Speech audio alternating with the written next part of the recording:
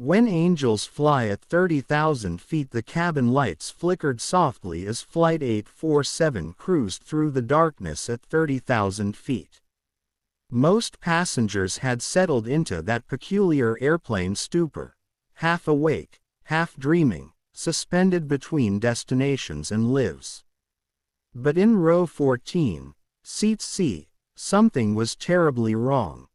Sarah Martinez clutched her chest, her breathing coming in sharp, painful gasps. The gold necklace she always wore, a gift from her late mother, seemed to tighten around her throat as panic seized her. The book she'd been reading slipped from her trembling fingers, landing with a soft thud on the cabin floor. Her vision blurred at the edges, darkening like a photograph slowly burning from the outside in. "Help," she whispered, but the word barely escaped her lips. The businessman in 14B had his noise-canceling headphones on, lost in a movie. The teenage girl in 14A was fast asleep, her head resting against the window. Sarah tried again, louder this time. "Help. Please." Her hand shot up instinctively, fumbling for the call button above her seat, but her coordination was failing. Everything felt heavy, disconnected. Was this really happening? At 35 years old, was she having a heart attack on an airplane, surrounded by strangers, still 3 hours from her destination? 3 rows back, Marcus Thompson heard something. As a nurse practitioner in the emergency department of Chicago Memorial Hospital, he developed an almost supernatural ability to detect distress. He looked up from his medical journal, scanning the cabin with practiced eyes. That's when he saw her, the woman in the purple blouse, her face pale and glistening with sweat, her body rigid with pain.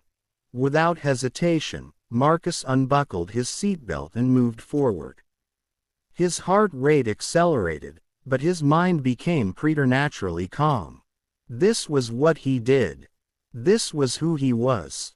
Years of training, countless emergency situations, all condensing into this single moment of clarity. "Ma'am, I'm a medical professional," he said, kneeling beside her seat. His voice was steady, reassuring, the kind of voice that could anchor someone in a storm. "Can you tell me what's happening?" Sarah's eyes met his, wide with fear. "My chest. Can't breathe. Dizzy." Marcus placed 2 fingers on her wrist, feeling for her pulse. "Rapid. Thready. Irregular. Not good." He leaned closer, noting the clammy skin, the way she was clutching her left arm, the classic presentation of cardiac distress. Every second mattered now. "Flight attendants," he called out, his voice cutting through the ambient drone of the aircraft. "I need your medical kit, now." Emily Rodriguez, a flight attendant with 7 years of experience, appeared almost instantly. She'd been trained for this scenario, but training and reality were different animals. She saw the fear in the passenger's eyes, the determination in the man in the green sweatshirt, and something clicked into place. She turned and ran toward the forward galley. "What's your name?" Marcus asked Sarah, never breaking eye contact. "Sarah," she managed. "Sarah, I'm Marcus. You're going to be okay. I need you to try to stay calm for me. Can you do that?" He was already loosening her collar, checking her airway, running through differential diagnoses in his mind. Heart attack, pulmonary embolism, anxiety attack. He needed more information, and fast. Behind them, passengers were beginning to notice the commotion. A man in a business suit stood up. An older woman craned her neck to see what was happening. The mother in row 15 instinctively pulled her sleeping child closer. Emily returned with the medical kit and portable oxygen, her colleague Jennifer close behind. What do you need? Emily asked, her professional training overriding her anxiety. Oxygen. First, Marcus said, already reaching for it. Then I need the blood pressure cuff and the AED, have it ready just in case. As he placed the oxygen mask over Sarah's face, he continued his assessment. Sarah, does the pain radiate down your arm? Does it feel like pressure, like an elephant sitting on your chest? She nodded, tears streaming down her face. Am I dying? She whispered through the mask. Not on my watch, Marcus replied, and there was something in his tone, a fierce protectiveness, an absolute refusal to accept that outcome, that made Sarah believe him. He checked her blood pressure. Elevated. He asked about her medical history. No prior heart issues, but her father had died of a heart attack at 48. Family history was significant. He administered aspirin from the medical kit, explaining each step as he went, keeping Sarah engaged, keeping her conscious, keeping her alive. We need to divert, Marcus said to Emily, looking up at her with serious eyes. She needs a hospital, and she needs one soon. This could be an acute myocardial infarction. Emily nodded and immediately reached for the intercom to contact the cockpit. Within seconds, she was speaking to Captain James Morrison, a 30-year veteran pilot who had seen his share of in-flight emergencies. Captain, we have a medical emergency in the main cabin. Possible cardiac event. The medical professional on scene is requesting immediate diversion. Captain Morrison's response was instant. Understood. Contact Denver International. We're 20 minutes out. Tell your medical professional we're starting our descent now.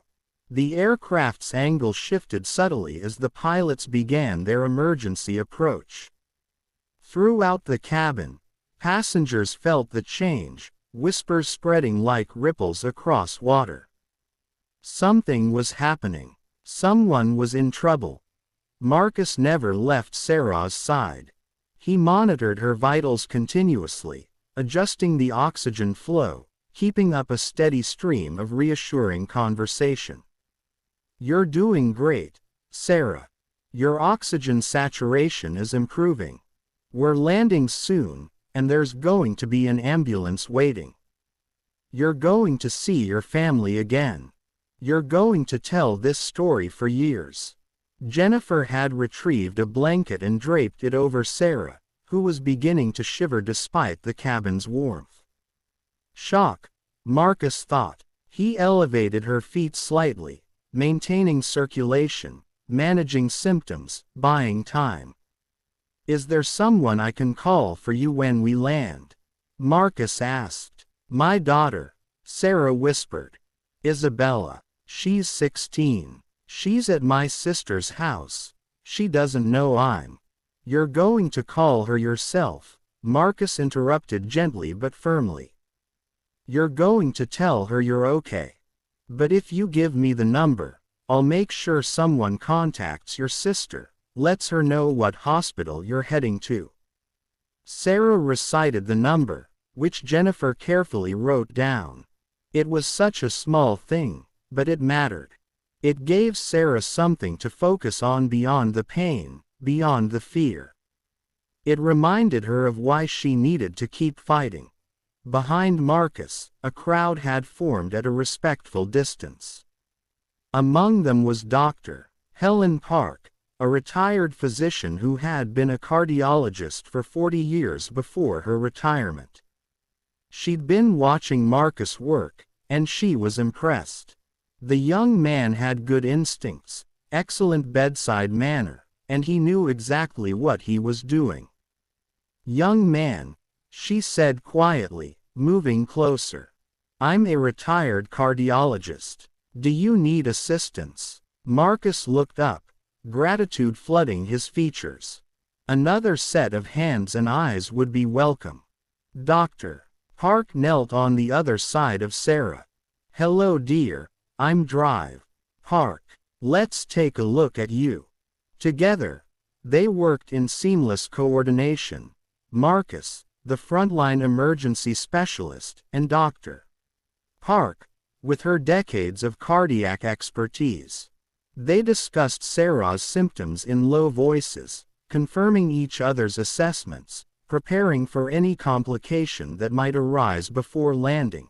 The aircraft descended through layers of clouds.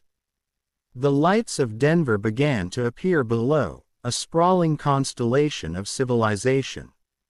In the cockpit, Captain Morrison and his first officer executed a textbook emergency approach, prioritizing speed and safety in equal measure.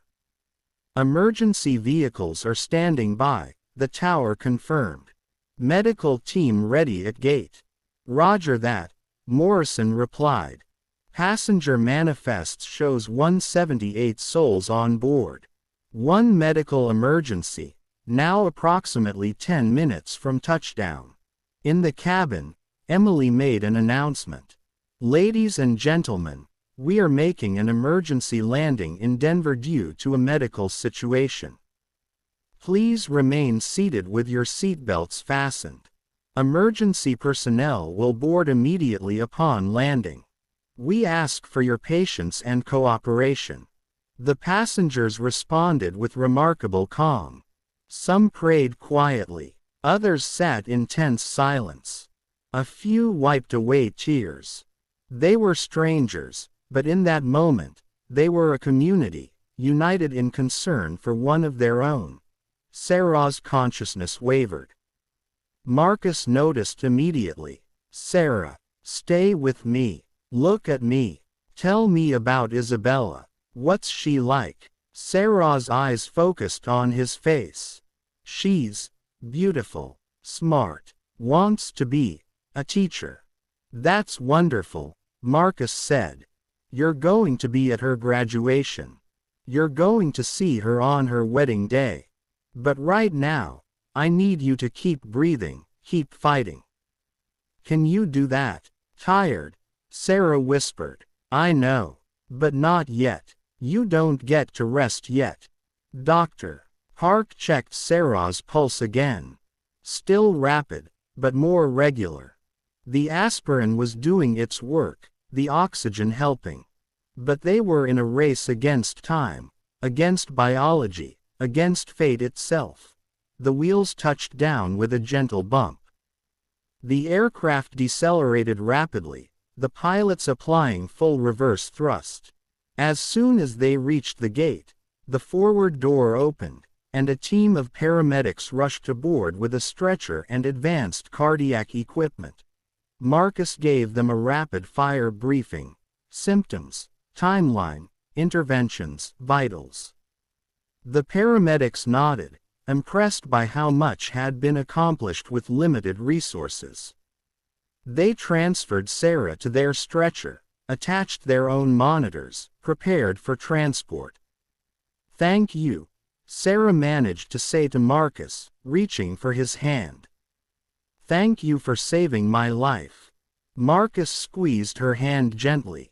You saved your own life by fighting. I just helped. As the paramedics wheeled Sarah away, Drive. Hark placed a hand on Marcus's shoulder. That was excellent work, son. You should be proud. Marcus exhaled slowly, the adrenaline beginning to ebb, leaving exhaustion in its wake. I just did what anyone would do. No, Drive, Hark said firmly. You did what someone trained, competent, and compassionate would do. There's a difference. The other passengers began to applaud. It started with one person, then spread throughout the cabin, a wave of appreciation, relief, and shared humanity. Marcus looked up, surprised, almost embarrassed. He wasn't used to this. In the emergency department, you saved lives and moved on to the next patient. There was rarely time for recognition, for gratitude. Emily approached him with tears in her eyes. I've been flying for 7 years, And I've never seen anything like that. You were incredible. We all were, Marcus replied. You got the equipment fast. The pilots got us down. Dr. Park assisted. It was a team effort. Captain Morrison emerged from the cockpit, a tall man with silver hair and steady eyes. Mr. Thompson, on behalf of the flight crew and this airline, thank you. You exemplify the best of humanity. Marcus nodded, accepting the thanks with quiet grace. But his mind was already elsewhere, already thinking about Sarah, wondering if she would make it through the next critical hours, hoping that his intervention had been enough.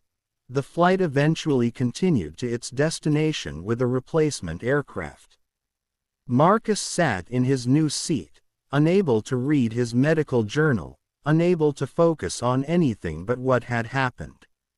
He thought about the fragility of life, how quickly everything could change, how a routine flight could become a life or death situation. His phone buzzed as they reached altitude. A text from Emily, who had gotten his number before he left. Update from Denver Hospital. Sarah is stable. They're doing an emergency angioplasty. Prognosis is good. Her sister wanted me to tell you that Isabella says you're her mom's guardian angel. Marcus stared at the message for a long moment. Guardian angel. He'd never thought of himself that way. He was just a nurse practitioner who had been in the right place at the right time with the right skills. But maybe that's what angels were. Ordinary people who chose to act when others needed them. He typed back, "Thank you for letting me know. Glad she's doing better." Then he added, "We're all capable of being angels when the moment calls for it." 3 weeks later, Marcus received an envelope at his home. Inside was a handwritten letter. "Dear Marcus, I don't know if you remember me. I'm the woman from Flight 847 who almost died in seat 14C. Because of you, I didn't. Because of you, I'm writing this letter from my kitchen table while my daughter does her homework at the counter. The doctors told me I had a complete blockage in my left anterior descending artery, what they call the widow maker. Without your quick thinking and care, I wouldn't have made it to the hospital. You gave me more time with my daughter, more time to see sunsets, more time to live. I think about that moment often, how scared I was, how certain I was that I was going to die among strangers. But then you were there, this person I'd never met, treating me like I was the most important thing in the world. Your calm voice, your steady hands, your refusal to let me give up, it made all the difference. Isabella wants to meet you someday. She's already decided that if she becomes a teacher, she's going to teach biology and health science because she wants other kids to know what you did, to understand how amazing medical professionals are. I know you probably just see what you did as your job, but it was so much more than that. You were my miracle. You were my second chance. You were proof that there are still people in this world who will drop everything to help a stranger in need. Thank you doesn't seem like enough, but it's all I have. Thank you for my life. Thank you for my daughter's mother. Thank you for being exactly who you are. With eternal gratitude. Sarah Martinez P.S. I'm enclosing a photo Isabella took of the sunset last week. I wanted you to see what I almost missed. Marcus sat at his own kitchen table, holding the letter, looking at the photo of a Colorado sunset, brilliant oranges and purples spreading across the sky. He felt tears prick his eyes, surprising himself. This was why he'd become a nurse. Not for the recognition or the thank you letters, but for moments like the one on Flight 847. For the privilege of standing between a person and the worst thing that could happen to them. For the honor of saying, "Not today," to death and meaning it. He carefully placed the letter and photo in a drawer where he kept his most treasured possessions, his nursing license, photos of his family, letters from patients who had taken the time to write.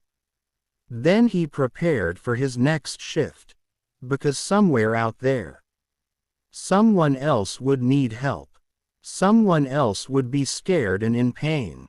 And if he was there, if he could make a difference, then that's what he would do. That's what angels do, after all. They show up when they're needed most, they do what must be done, and they ask nothing in return except the knowledge that they mattered, that they helped, that they made someone's life a little bit better, a little bit longer, a little bit more worth living. Flight 847 landed safely. Sarah Martinez lived to see her daughter graduate, and Marcus Thompson continued to be exactly who he had always been, a healer, a helper, a human being who understood that the greatest gift we can give each other is our care, our compassion, and our refusal to give up on each other. In the end, that's the story of the angels who fly at 30,000 feet. They wear green sweatshirts and flight attendant uniforms. They're pilots making emergency landings and retired doctors offering their expertise. They're all of us when we choose to be present, to be brave, to be there for each other when it matters most. And somewhere over the middle of America, on countless flights every day, these small miracles of human kindness continue to unfold, mostly unseen, rarely acknowledged, but absolutely essential to who we are as a species. We are, at our best, each other's angels.